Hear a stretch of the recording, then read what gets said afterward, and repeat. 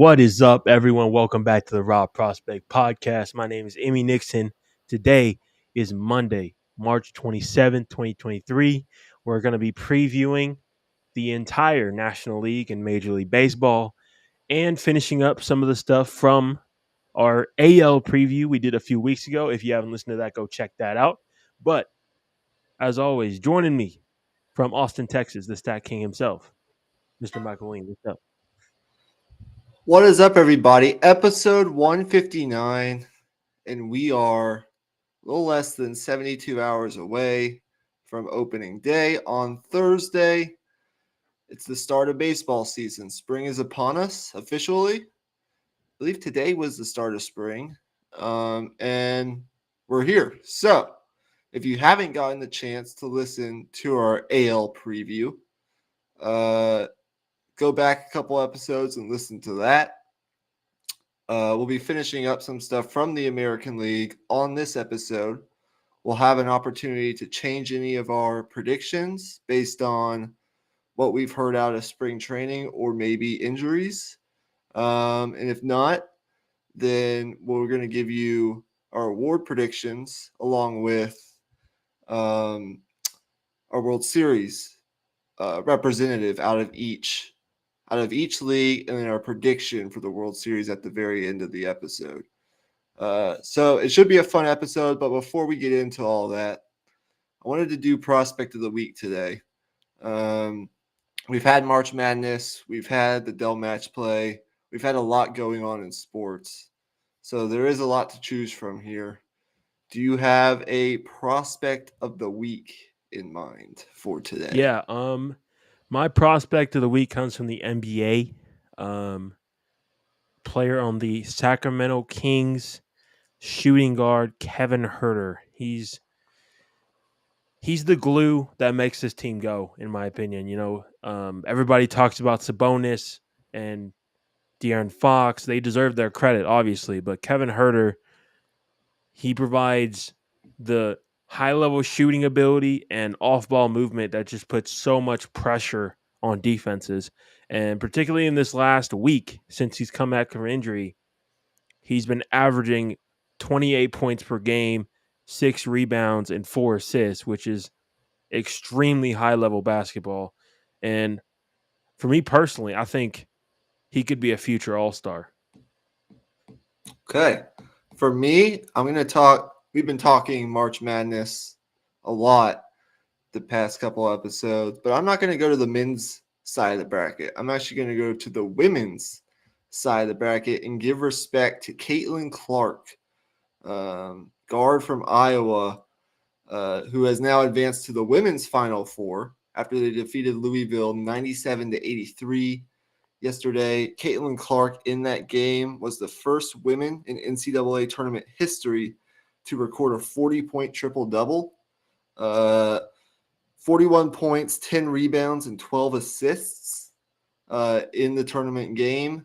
They scored 97 points, so, I mean, that's not quite half of their points, but it is pretty damn close. And I think over the course of the season, she's averaging near 27 points per game and 9 assists. So she is by far the greatest player in women's basketball right now. And I'm sure if she continues this, she'll be a star in the WNBA. And that's good for women's basketball, in my opinion. So Definitely. my prospect of the week, well-deserved, Caitlin Clark from Iowa. Yeah, definitely. She's been cooking teams all year. I've seen clips of her here and there. I mean, she's going to be great for the WNBA. She's going to be, no question, number 1 overall pick whenever she decides to go into the draft. And the more stars WNBA can have, the more marketing they can do, the more money they can make. So I'm all for it. But yeah, that'll do it for Prospect of the Week. Let's just get right into this baseball coverage. The gist of it, it's going to be very similar to how we did our AL preview. We're going to be going through our 6 playoff teams, particularly our 4 division winners and then our 2 wild card teams. And then from there, we'll be going through our awards predictions, which would be Cy Young and MVP. Yeah, so we're actually going to be doing 3 division winners and 3 wild card teams. Oh, yeah, But my bad. you get the point. That is the NL East, the NL Central, and the NL West. Let's go ahead and start in the NL East. I want to sort of I don't want just to pick our division winners and then just be done with it. I want to sort of have a holistic conversation about this division because now, with all the talent that the Phillies have gone out and acquired in the offseason, getting a guy like Trey Turner to add to the team that they brought back from last year that made a run to the World Series. Having the Mets make the moves they made this offseason, getting a guy like Justin Verlander to add to that rotation, even though they lost Jacob deGrom, with the star power that they have on offense with Pete Alonso and Francisco Lindor and Brandon Nimmo. And then having the Braves, despite losing Dansby Swanson, their all-star caliber shortstop, bringing up some prospects that surprised last year in wake of injuries to Ozzie Albies, their second baseman, and Ronald Acuna Jr., who hasn't been healthy the past couple of years. But they get him back healthy after a full offseason to get healthy. This, to me, and with the Marlins, some of the Marlins moves in the star infielder that they have in Jazz Chisholm Jr. and the pitching depth that they have, they could also maybe be in the hunt for a wild card berth, in my opinion. So I would just want to get your thoughts on this division overall. And I personally think it's by far the strongest division in baseball this year. I think those 3 teams that I mentioned, the Braves, the Phillies, and the Mets, are going to be like pretty neck and neck for the entirety of the season. That's going to be a fun race to follow. But I just want to get your thoughts on the entirety of the division and then who you think the best team in the division will be at the end of the season. Because I don't think you can say that one of these teams is like head and shoulders above the other in terms of roster and overall depth of talent. So I think it's pretty close. And I do think we could get 2 or 3 of the 6 NL playoff teams coming out of this division. So I just want to get your thoughts on that and then who you're picking to win. Well, it's extremely tough, but for me personally, I lean towards picking the Braves. Their lineup, just in general, has like a perfect balance of hitting for power and hitting to get on base and percentages. So having that balance, that's what the best teams in baseball, that's what the contenders have, because that's how you get consistency offensively. Because a lot of times, if you have hitters who do one or the other in your entire lineup, you're going to struggle. So I think with the Braves, with all they have pitching wise, that's who I lean towards in terms of winning that division. Um, the Mets, of course, have a lot of star power, but I'm not sure about some of their depth, particularly if some people in that lineup get hurt. Then who do they go to? There's not really a lot of answers there, but like either way, I think this division is going to be a absolute battle. And of course, you can't count out the Phillies either. The fact that they went into the World Series, you can't rule them out. I believe Bryce Harper's hurt, right? I actually don't know, but if he is, I'll take a look at that. But go ahead and finish your point. Yeah.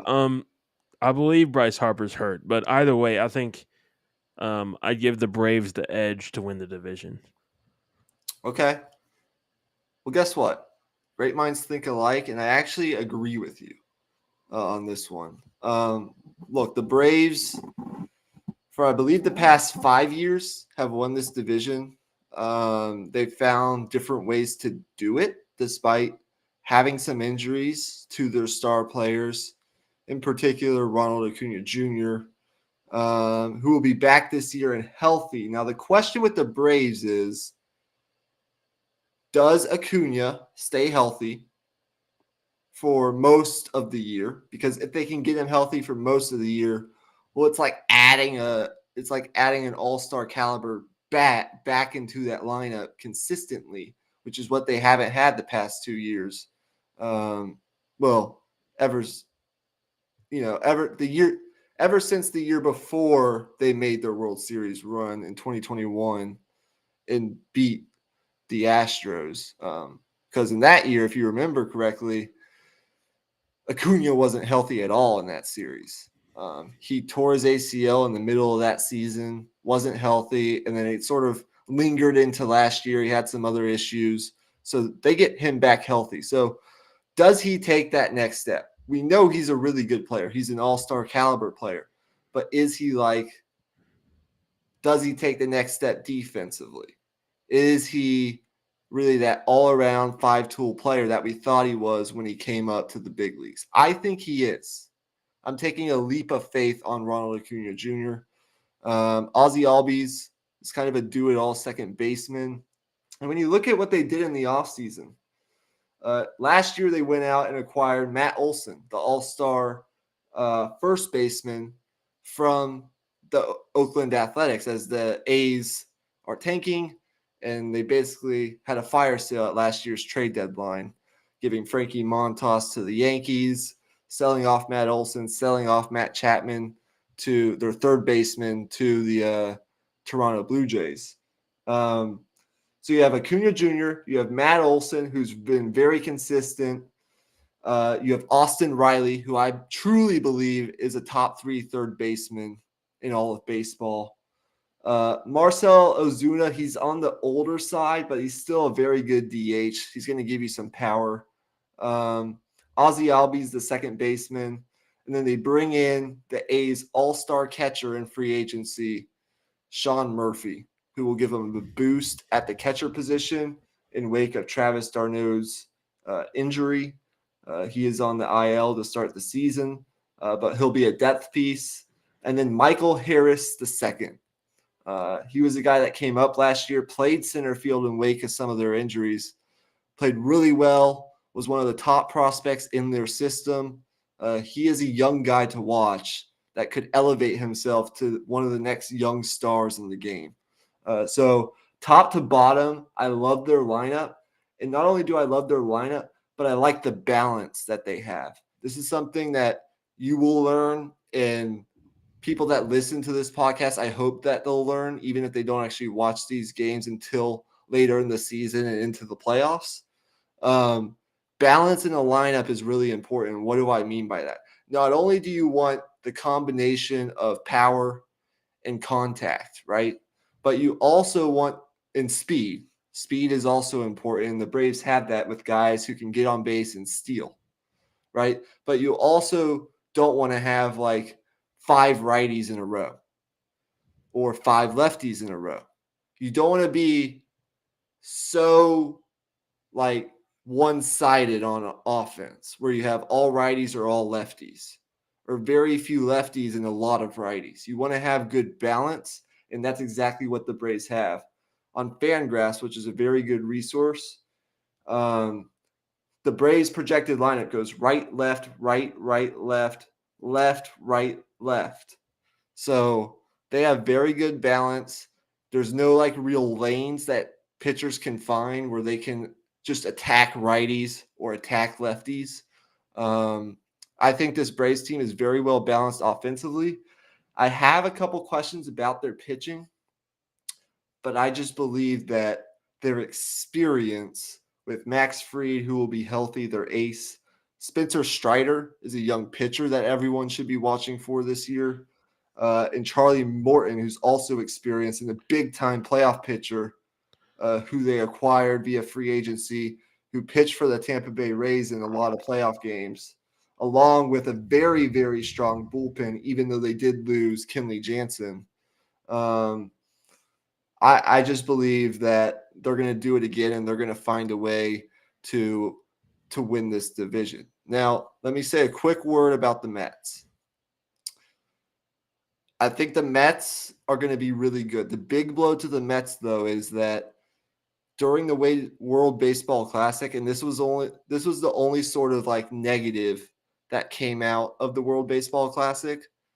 Edwin Diaz, their all-star closer, like the best closer in baseball, hurt his knee celebrating.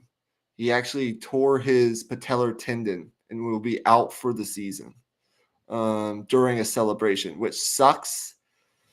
I mean, you hate to see it. Nobody wants to see that. Hopefully, he'll come back better than ever next year.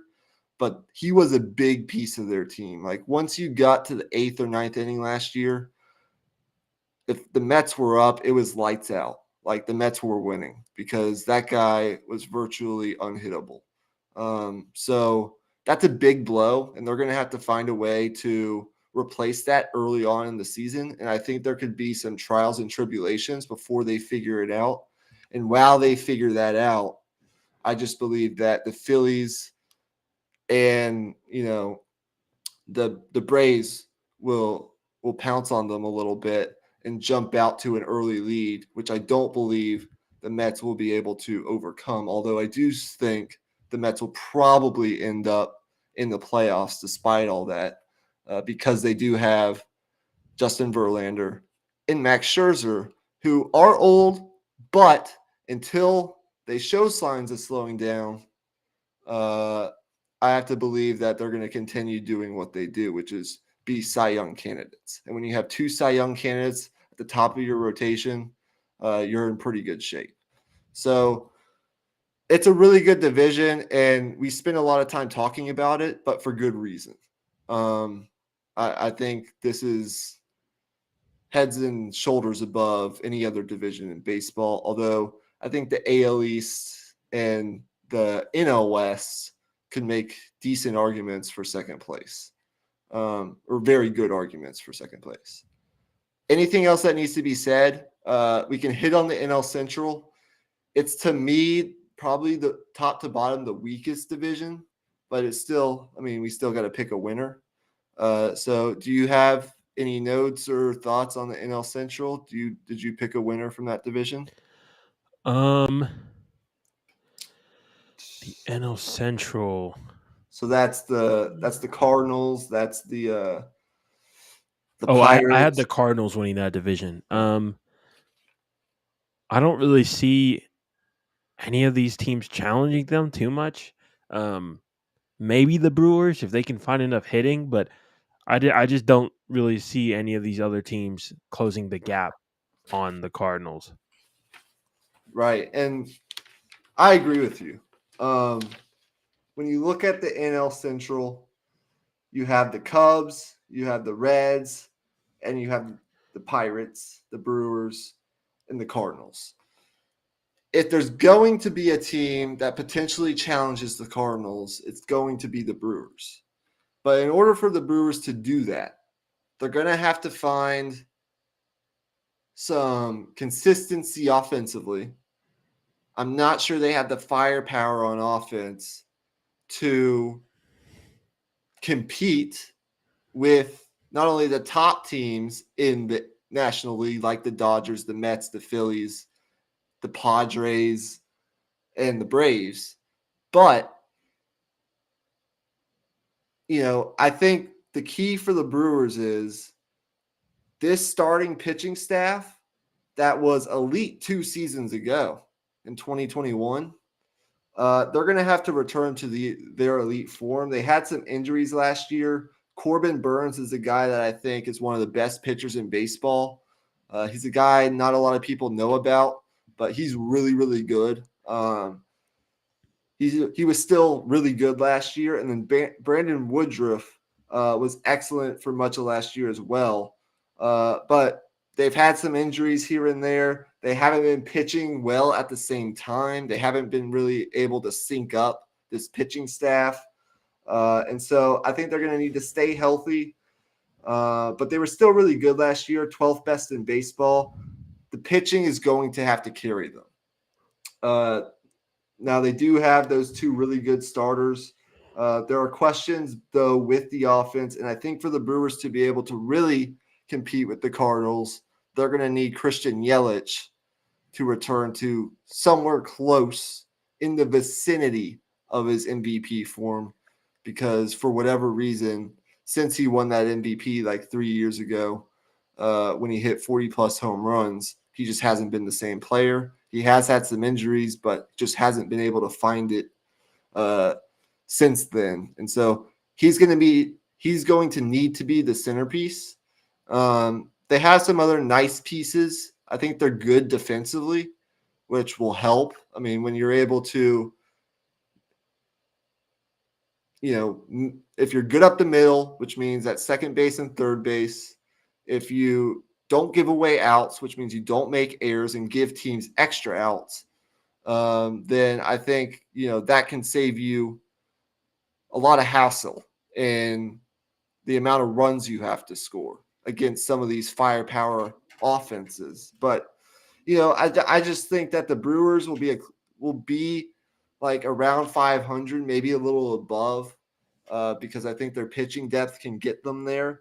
But the Cardinals, man, they lose Yadier Molina. They replace him with an all-star catcher in Wilson Contreras from, I believe, the Cubs. So they steal him within division. He's a 3-time all-star. He's one of the major's top offensive catchers. And one thing you will need to learn about baseball is most of these catchers are acquired for their defense. Catcher is a defensive position for the most part in baseball, and most teams don't expect a whole lot offensively out of their catchers because catchers just generally don't really hit. Like, that's just not what they do. But there are a few, like we've mentioned already, like the guy mentioned from the Braves and the guy that the Cardinals have, that are all-star level good and give you that production offensively. And that's a huge addition to this Cardinals lineup, especially when you lose a first ballot Hall of Famer like Yadier Molina. And the Cardinals are very solid defensively. And I just think that they have balance. They're going to find a way to hit. They might not even win 90 games, but in this division, I'm not sure you'll need to win 90 games to win it. They did lose Adam Wainwright to retirement, who was their longtime ace. But I just think that with some of the young prospects that they've called up recently in spring training to be on their big league roster, I think that'll give them an injection of youth, and I think that'll lead them to win the division. I see them around a 90-win team, and I think they'll win their division. So with that, we can move on, unless you have anything else you wanted to say. No, not really. Let's get into the NL West. NL West. I'll let you go first on this one. I'm interested to hear your thoughts. This division had a very interesting offseason. So go ahead. Yeah, I think this division in particular, I'm not too sure about where the Dodgers are at right now. It kind of feels like a reload year, but they also have a lot of prospects coming in that, from what I've read, a lot of people feel really good about. But they still don't have the experience that, say, a Trey Turner had. So filling the voids there of the people they lost is just going to be extremely difficult.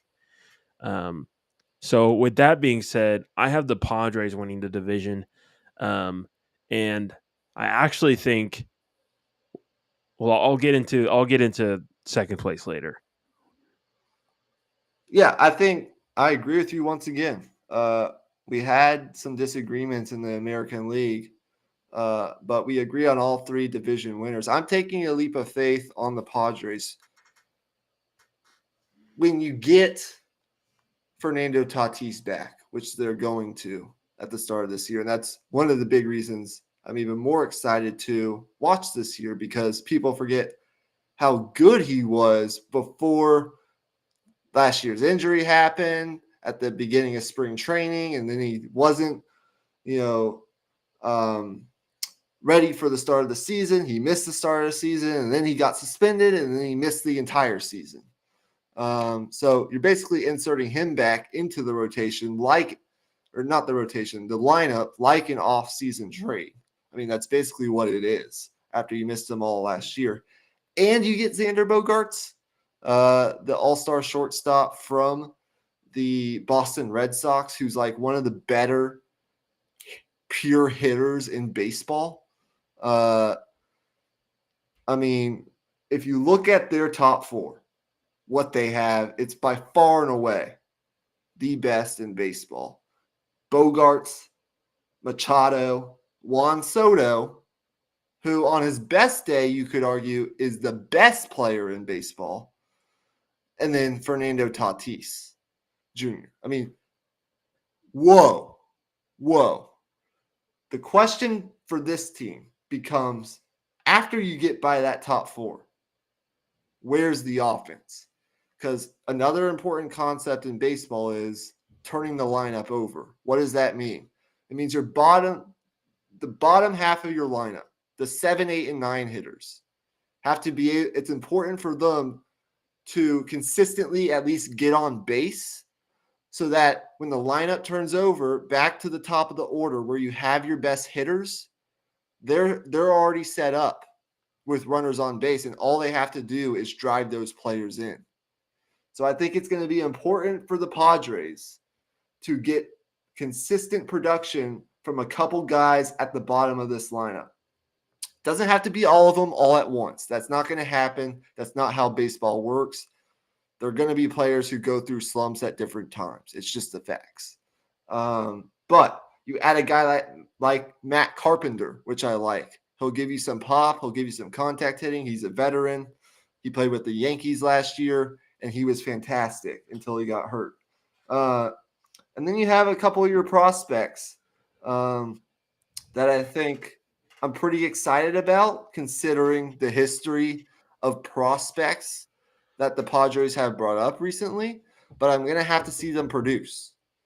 I still think you can make the argument that top to bottom, like 1 to 9, the Dodgers lineup is a little bit more balanced than the Padres. But the Padres, I mean, it's just going to be hard to match Bogaerts, Soto, Machado, Cronenworth, who people leave out, but he's a really good first baseman and has made all-star teams before in his career. And, Tatis Jr. So I just think their lineup is too good. And their pitching, I mean, it's good enough to get them where they want to go. And they added Michael Wacha, who 2 years ago was really good for the Rays. Then he pitched in Boston last year and was arguably their best starting pitcher in what was a down year for the Red Sox. He's a veteran guy, and he'll go along well with Yu Darvish, who pitched in the World Baseball Classic for the team that won the World Baseball Classic in Japan, along with Shohei Ohtani. Blake Snell, who was a guy that pitched for the Rays way back when they went to the World Series. And then a couple other guys that you probably don't know. But, I mean, that's a good enough rotation. I could see them looking around at the trade deadline for just not necessarily a star, like a frontline starter, but a solid like 3 or 4 starter. I think they could use to add just one more arm. But, I mean, I look at their bullpen. I look at everything that they've added. They've been aggressive, and typically the most aggressive teams, not only in baseball, but basketball and in football, what we've seen recently is if you're aggressive, it's going to pay off eventually. And I think it'll pay off this year for the San Diego Padres, and they'll finish first in the NL West. Yeah. Okay. Yeah.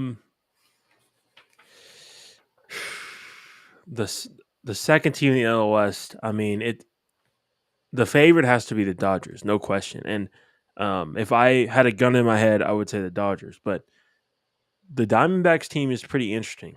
They have some pretty good pitching that I like. Some young guys, particularly what's his name? I had it right here. Where is it? Sorry. All right. Well, while you're looking for that, let's go ahead and transition to our wild card teams. So for me, it was tough. For me, I do think that just with Dave Roberts, I pulled up the Dodgers roster here. They did lose Trey Turner. Clayton Kershaw did resign. That's huge. He's still really, really good. And once again, just like some of these older starting pitchers, until they start to really show signs of decline, I have to believe that he'll at least be good. Like he might not be prime Clayton Kershaw, but he'll be a frontline starter, a number 1 or 2 guy for them. He'll put up consistent performances, and he'll probably be an all-star, considering it's probably getting close to the end of his career. And I just think with Dave Roberts and their veteran experience, they did lose Cody Bellinger, but he wasn't really much in terms of consistent production for them. They lost some guys from the bullpen. I mean, Andrew Heaney was a guy that came over in a trade last year that gave them really good innings at the 5th starter spot. Craig Kimbrell is arguably a Hall of Fame closer or bullpen piece, setup man. He left. Joey Gallo, who they got on a trade last year from the Yankees, he left. Tommy Kahnle from their bullpen. They lost a lot. But I just think if you look at their lineup, you still have Mookie Betts, one of the top 10 players in baseball. You have Freddie Freeman, who's arguably the best first baseman in baseball. You have Max Muncy, who consistently hits for power and gives you some pop in the middle of that lineup. JD Martinez is a veteran from the Red Sox who's been in big playoff games and knows how to hit. One of the better veteran hitters in the league. You add David Peralta, who was a solid outfielder defensive piece from the Rays last year. And I don't know all the names off the top of my head. I'm reading off like a projected lineup. So I'm not like reciting this from memory, just so you guys know. And Trace Thompson, who's actually, I believe, the brother of Klay Thompson, will be playing center field for them. So that's cool if you like NBA basketball and are wondering. And he was really good last year, and I expect him to improve, especially with his glove in center field. And then I still think you have the depth in the pitching rotation. I mean, Julio Urias and Clayton Kershaw will be the number 1 and number 2 guys. Urias has been really, really good. He's been the guy that's sort of been forgotten about when we talk about the best pitchers in the league. Dustin May is a young guy who has pitched really well. I mean, he pitched to a 3.61 ERA last year. He was really good. And then Noah Syndergaard, another veteran guy. Thor is his nickname. The guy with the long hair. He's not what he once was in terms of like a number 1 or a number 2, but as a number 4, I mean that's solid. So I think they'll figure it out in the bullpen. I mean, they're gonna have to figure out who's gonna close games for them, but I think they'll figure that out. Dave Roberts is a veteran manager, so I think they'll find a way into a wild card spot. And I think my other 2 wild card teams, this is tough, but I think it's going to be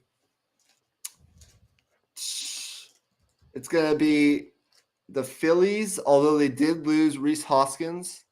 Look, adding Trey Turner is huge. It's going to be the Phillies, and they made a run to the World Series last year. I'm going to pull up their roster. They signed Noah. Yeah.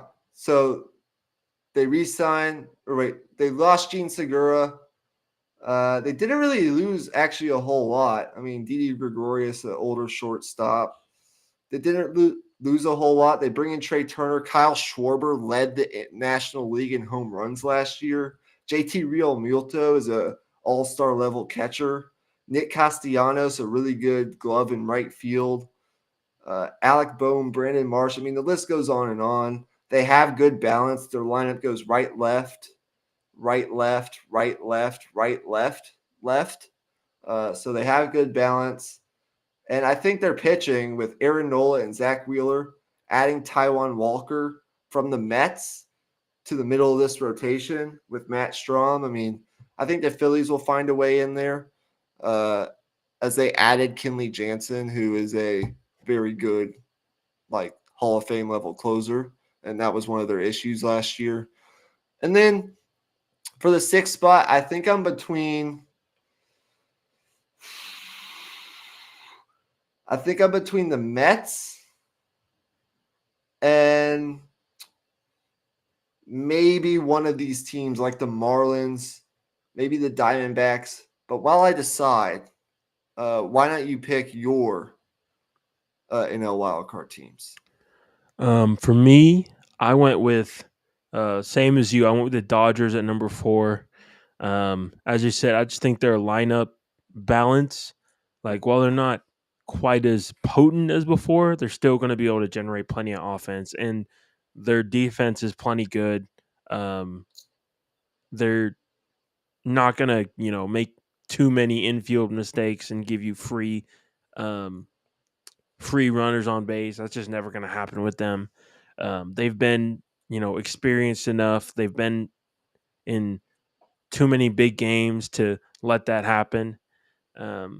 So I put the Dodgers there, and then number 5 is where it gets really tough. I ended up choosing the Phillies for number 5, just because I think they're going to get Bryce Harper back, and their starting pitching in particular. Um, there's not a lot of duos better than their starting pitching duo. You can, argue about, depth and, you know, the bullpen, but they've addressed some of those things this offseason as well. So I feel really good about the Phillies being more consistent this year, particularly in the regular season. And then at 6, even though something wrong always tends to happen for the New York Mets, I just went with them because it just felt like there isn't a whole lot of teams in the NL that are ready to win as much as the Mets. And I just think them missing the playoffs would be so catastrophically disastrous that I just don't think it'll happen. I mean, there's definitely a possibility, but I'm not going to bet on it. Yeah, I think at the end of the day, they have more talent. It's just the bottom Yeah. line than a lot of these teams that I think could be in contention for a wild card spot coming down the stretch, like into August and maybe early September. As you know, near the end of September, the regular season ends, and then the playoffs start early October. But I mean, you look at the Mets with what they have, the foundation, the skeleton of their team is very, very good. I mean, Lindor is he is one of those franchise guys at the shortstop position. Their defense up the middle is very good with Lindor and Jeff McNeil at second base. You have Starling Marte, who has been an all-star outfielder before. He was still pretty good last year, 267 with a 417 slugging percentage.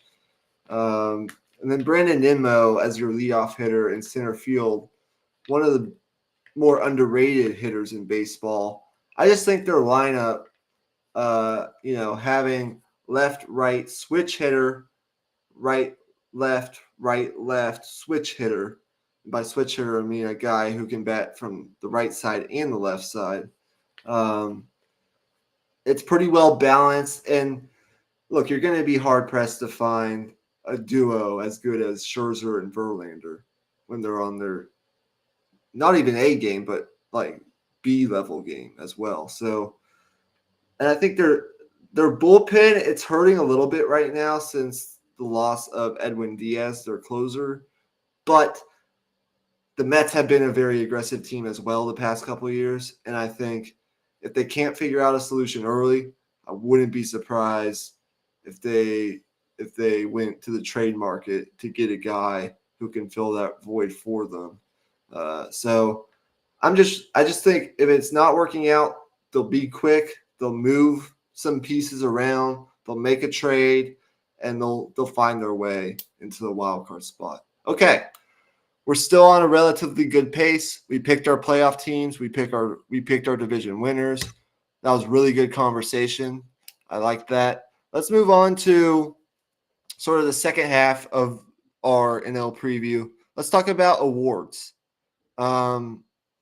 National League Cy Young. We can start there.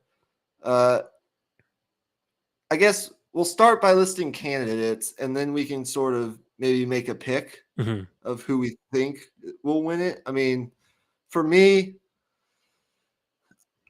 I think my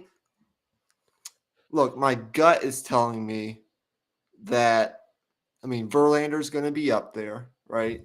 Until he's not, he's going to be up there. He pitches, I mean, he's just so smart, so cerebral, knows every year, despite some, decline in his velocity on his fastball, he just finds ways to adjust and develops new ways to get batters out. Scherzer could be up there as well, but I think two guys who are on the younger side, two of the better, and on a future episode, we're going to talk about the best players under 25. Not tonight, but we're going to do like a draft of the best players under 25. There are two pitchers in this league that are under the age of 25, have just recently come up either last year or the year before, and have pitched really well. And now will be like inserted into their team's respective rotations for a full season. Sandy Alcantara is a guy from the Miami Marlins. He is disgusting. He's really, really good. He won the NL Cy Young last year, and I think he could be a candidate to repeat. He's absolutely fantastic. If you find a reason to turn on a Marlins game for even 1 or 2 innings when he is pitching, it's quite the experience. I think he is a good bet at plus 550. He's got the third best odds behind Verlander and Corbin Burns. I think he'd probably be my pick to win it. But it is hard to go back to back. So I think Verlander and Alcantara are my top two. But my sleeper is going to be Spencer Strider, a younger guy for the Braves who's pitched really, really well. He's just got to stay healthy. So those would be my guys. I mean, I'm sure you have something pretty similar. Yeah, I'm in a pretty similar spot. I mean, Alcantara, it's hard to really bet against what he's able to do, and the fact that he's in the middle of his prime gives you reason to believe he could stay healthy as well. It seemed like, obviously, other than Burns, most of the pitchers he's going up against to win this award are above 30, and in Verlander's case, above 40. So I definitely give him the edge as the favorite. To me, my sleeper is probably Aaron Nola from the Phillies, just because I think they're going to be winning a lot of games, and unlike last year, I think it'll be more so because of their defense and because of their starting pitchers. I think without Bryce Harper to start the year, without Rhys Hoskins, their main, bomber is Kyle Schwarber. He's basically their last one left. So, outside of that, there's gonna be a lot of just like trying to get on base and just grinding out at bats. So it's gonna be because of their pitching. So he's my sleeper. Okay. So that's a good one. The Phillies, they really rode that 1-2 punch um, in the playoffs last year, and they got hit around a little bit here and there, but in those games they had the offense to take care of those pitching performances. And I think once they get some of these injured guys back, into May or maybe into June, they can just hang around like a little above 500 or even at 500. They'll really take off near midseason, going into the All-Star break, and they'll get themselves in wild card position. And if they do that, then yes, you could really see Aaron Nola in that conversation. And there's always a guy that comes out of nowhere that isn't at the top of the betting odds that ends up, surprising people. So we will see what happens with that. Let's talk about the MVP award. Last year it was won by Paul Goldschmidt. Look, I think one of these guys from the Padres could absolutely win it. In particular, I think Juan Soto. I think he's got to be the favorite. But the last season that Tatis played, he was electric. So we will see what will happen with that. But I just don't think it'll come right away. I mean, taking an entire season off of baseball, it could be hard for him if he gets off to a little bit of a slow start. And I'm betting on a Ronald Acuna Jr. bounce back season this year. I said it when I picked the Braves in my division winners. I know he missed all last year, and there are some questions pertaining to if he can really get back to that level. But I'm taking a leap of faith, and I'm going to say he'll be in the race, but my pick is going to be Juan Soto. And I could also see Nolan Arenado, third baseman, be in that race as well. Yeah. Nolan Arenado was in my top 3 as well. I had Juan Soto as my number 1 just because I think that Padres team, I think there's every reason to believe that they'll be dominant in the regular season. I think in the NL, considering, the teams they're playing in the NL a lot of times, I know the schedule is more balanced than past years, but even so, there's a lot of teams in the NL that are rebuilding, and you're getting a lot of free wins that, AL teams aren't going to get. And I think to start the year, at least, I think some of the other NL contenders could struggle in some of those games just because of where they're at injury wise. Just nagging injuries here and there can make all the difference. So the Padres are healthy. They're coming in off of,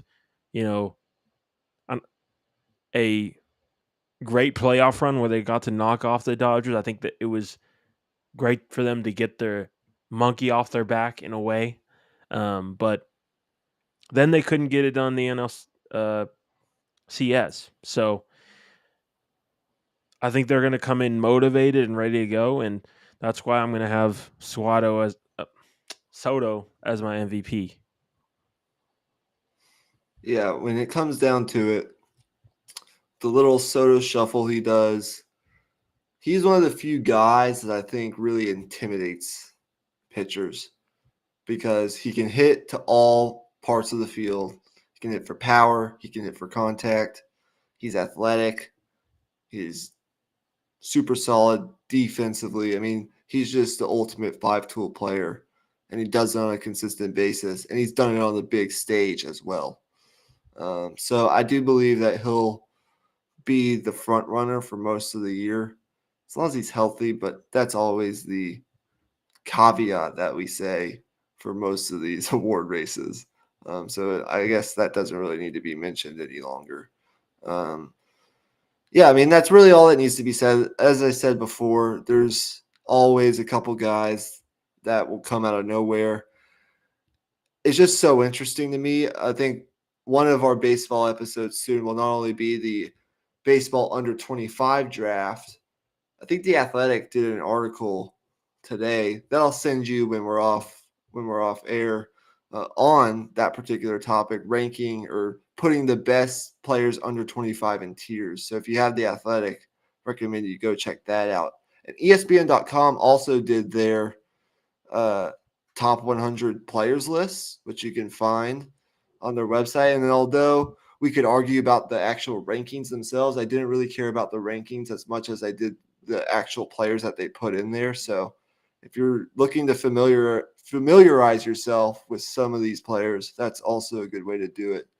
And I recommend Talking Baseball as a really good baseball podcast if you're looking to follow along during the season. We'll have baseball episodes probably once or twice a month during the year.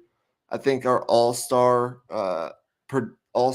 roster predictions that we did last year, that was a really good episode. We'll bring that back this year. We'll probably do like a contender pretender type segment or panic meter segment along the way as well. And we'll do some of that like young prospect slash uh, young players, all stars, and all that stuff. So we're gonna have solid baseball coverage this year. Emmy is still pretty new to it, but he's getting a lot better. And I think this will be the season that we both sort of finally break through. 2 years ago was like our first like really deep dive into baseball, but we didn't really dive deep until around the playoffs. Last year, we sort of did it more start to finish, but we were kind of still feeling out our way. This year, I think, will be the year that we really break through. And I hope you guys will enjoy a lot of our content. So, to finish off the episode, um, let's go ahead and just give first our World Series predictions. Even though we will probably be blatantly wrong at the end of the season, but who knows? I'll start with you. Your two teams that are in the World Series are, don't make your prediction yet, but who are your two teams? It's really tough, man. I'm gonna say I'm gonna say a rematch. I'm gonna say it's gonna be Phillies and Astros. Okay. It is tough. I'm going to say it's going to be the Astros.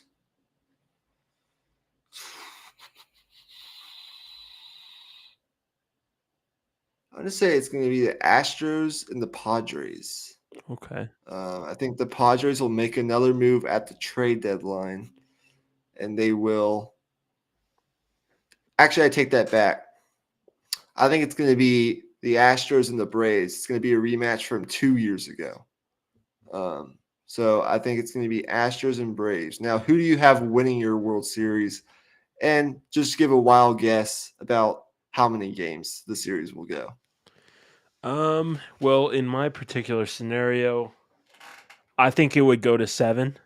Um, we got pretty close to having a game 7 last time around, but I think this particular season, I think it would go to 7, and I would have the Astros winning at home in a game 7. Um, they're just so hard to beat at Minute Maid Park. Yeah, and they would be looking for well, yes, in your case they'd be looking for revenge, and also in my case they would be looking for revenge as they lost to the Braves a couple years ago. Mine is tough. I think it goes 6 or 7 games, but at the end of the day, right now, until someone knocks them off, the Astros are the most well-rounded team and the strongest roster in baseball. Even though they did lose Justin Verlander and a couple other like offensive pieces, but they added a former AL MVP to their lineup and Jose Abreu from the White Sox. So until someone knocks them off with Brantley, who they re-signed, and Alex Bregman and Altuve and a guy who could very well win AL MVP and Yordan Alvarez. I mean, the list goes on and on. Their young rookie shortstop, Jeremy Pena, the World Series MVP. I mean, it's just like, oh my gosh, it is. They are the team with the target on their back, and until someone knocks them off, what teams that are capable? I mean, the Blue Jays could very well figure things out. You pick them to win the AL East. The Yankees are strong enough, adding Carlos Rodon to their rotation, and as we know, they'll make a move at the trade deadline to probably strengthen their roster.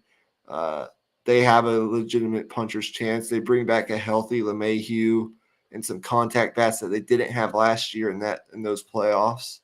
Uh, I'd argue their bullpen is top 3 in baseball as well. I think they could make a run at it. And then there are some other teams that if they make a couple moves at the trade deadline, like the Mariners or, the Rays, who have been there and done that, that could potentially challenge the Astros in the American League. So we're not saying it'll be easy, but we still believe that the Astros are the best team. So I'd pick the Astros to get their revenge from 2 years ago over the Braves in 7 games. Now, let's just finish it out. I want to say one thing real quick. Okay. Actually, um, the NL has a inherent advantage, in my opinion, in terms of whoever makes it to the World Series, because of how good the NL is.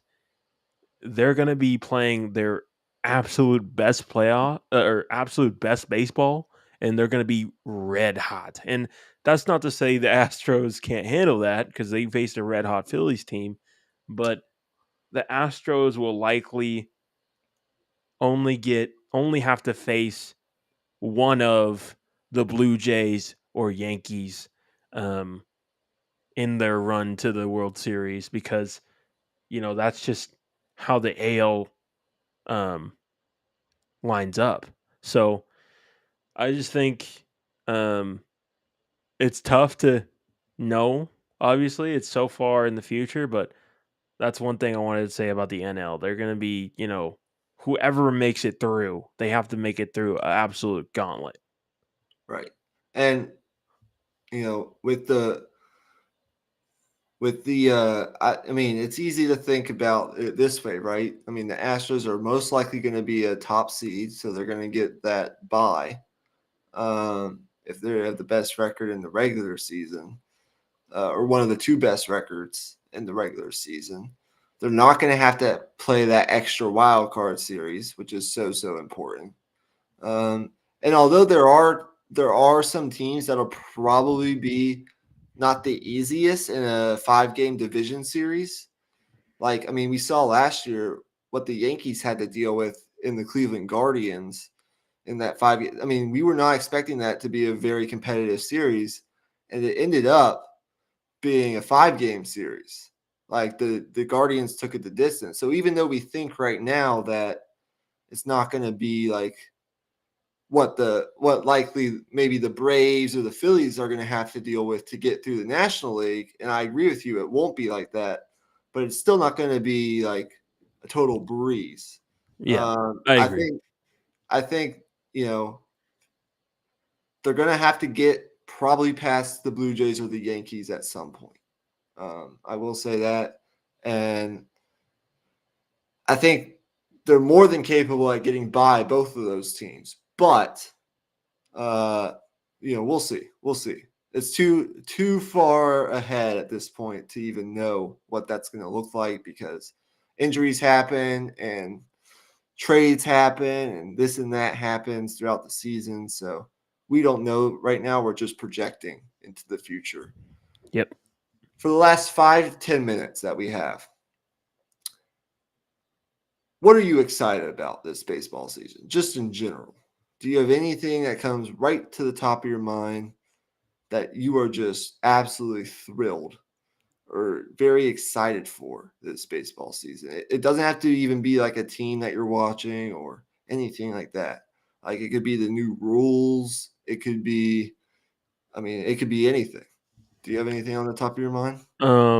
For me, I'm watching for some of these young teams coming up, and you know the young teams that looked good to close last season, or in the Orioles' case, were consistent for most of the season, um, are in two of the toughest divisions in baseball, um, as luck were to have it. And the Orioles, some people have them picked to make the playoffs. That's a real option there. Just how tough the AL East is, it's hard to see it, but I mean they have an extremely talented roster. I just want to see one team maybe in the NL come up out of nowhere and shock us, maybe the way the Giants did a couple years ago. Yes. Um, I could see maybe the Marlins doing it. I could see maybe the Brewers shocking some people with, they added some people in free agency in that lineup. Maybe if they perform over what they're being paid, maybe they'll, you know, challenge the Cardinals a little bit. Um, and then I think the Cardinals are interesting in this equation of the NL because I think, you know, coming in this year, I think they're well equipped to shock um, any of these NL East teams because since they're in the NL Central, they just kind of get naturally written off a little bit. Yeah. Those are all good ones. Look, for me, it's all about the young stars. Um, Now, we will be talking about that likely on a future episode, but there's just so many of them, and there's likely to be more uncovered this year. The problem that baseball has is they don't market their stars well enough Yeah. in the media and on television and during their games, during their telecasts. For a lot of these younger fans to not just like get into baseball, I mean, but know about these players.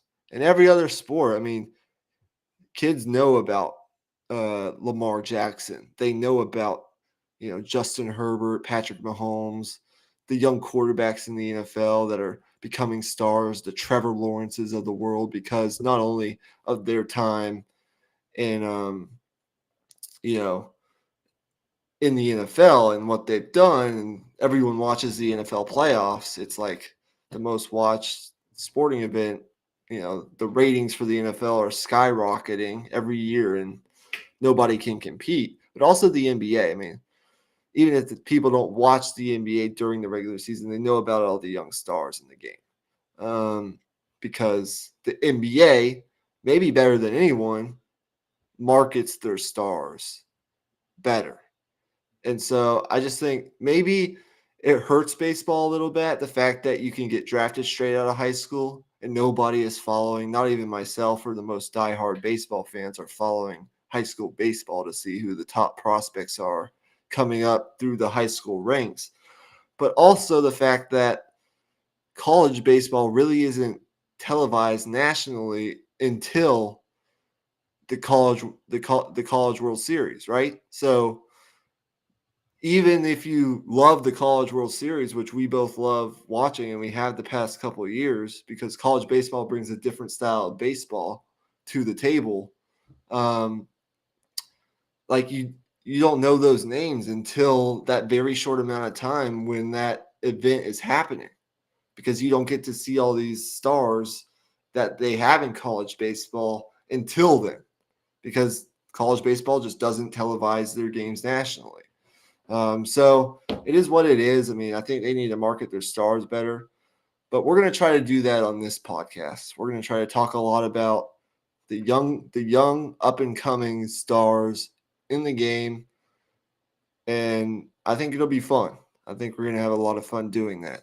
And then, of course, as a resident Yankees fan, what does Judge do for an encore? Last year was arguably like one of the more impressive in better offensive seasons in baseball history. He hit 311 with 62 home runs. He led the league in runs scored.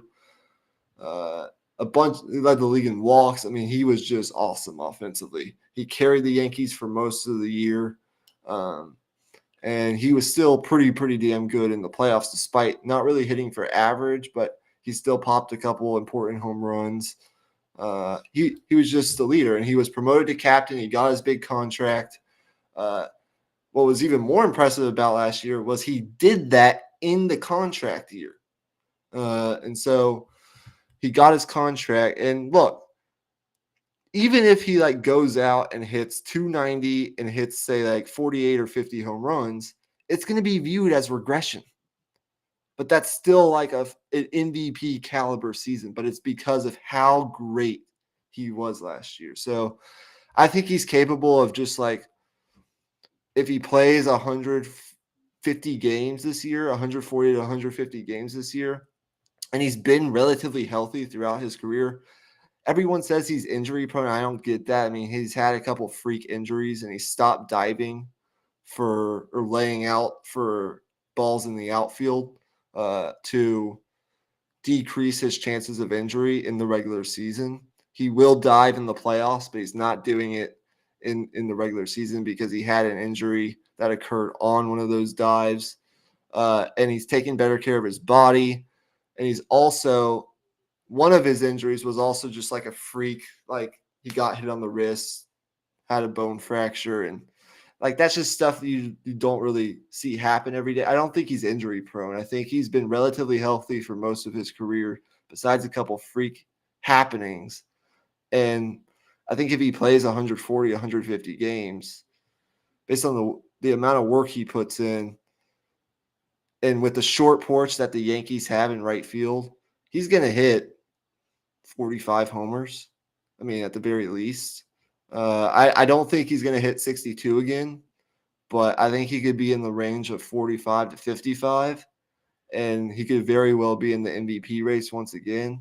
And that's still going to be viewed as a regression unless he like does something else very impressive and like goes out and wins the Triple Crown, like wins batting average and all, OPS and slugging and all that stuff. So I don't know. It'll still be fun to see him hit all his home runs again as a resident Yankees fan. So I'm excited for that as well. So those were my things. Yeah, I think one thing that I thought about when you were talking about prospects is maybe in the future, just on Patreon, one of our series could be surrounding the Round Rock Express, because I've looked at tickets for those games. Those are like $1 or something. So I think an easy way to do that could just be to cover our local minor league team. Yeah, But for sure. um, outside of that, I think um, one other reason I thought of baseball not marketing their guys is, after college baseball, you finally know their name. For the people that watch college baseball, you finally learn their name in the College World Series, right?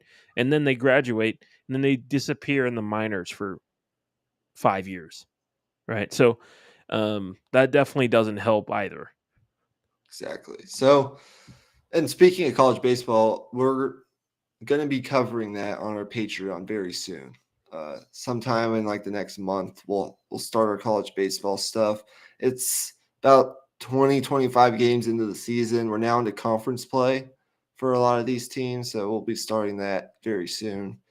We'll have to figure out what that's going to look like during the regular season, but we'll have something come up here in the next month. Hope you guys enjoyed our NL preview and our season preview pretty much. I guess what Emmy and I are planning is we are going to be back on Wednesday night with a live stream. And what we're going to do on that live stream is we're going to have an NBA segment that I'm not going to reveal to you guys yet, but it's going to have to do with the standings and maybe some of the matchups that we could see in the playoffs. That's all I'm going to say right now. And then the play-in tournament as well. as we were winding down towards the play-in tournament in the NBA playoffs, as we have like a couple weeks left in the season. And then if you didn't see our draft segment from a couple days ago on our last episode, go check that out. We did a quarterback big board for the first two teams that are picking, the Panthers and the Texans. But on Wednesday's episode, we will be doing a big board for the next two teams, the Colts and the Cardinals. But we will be opening it up to all positions. So be sure to check that out. And then I know Emmy he'll have a monologue sort of segment at the beginning where he'll get a chance to talk about what he wants to talk about, which I will not reveal to you yet. So, with all that being said, do you have anything else you want to plug, say before we sign off? No, just keep it classy, people. I've seen a lot of people on Twitter, particularly, Mavs fans, getting on these players a little bit, calling them bums, yada yada yada. I know it's Twitter, but I think sports fans could do with a little bit of positivity sometimes. Yeah, so just like sports fans being positive on Twitter, and just like Texas not hiring Rodney Terry as their head coach, as he was hired today on his 55th birthday, we are gone. Peace out. Peace. Enjoy opening day. Enjoy the Final Four.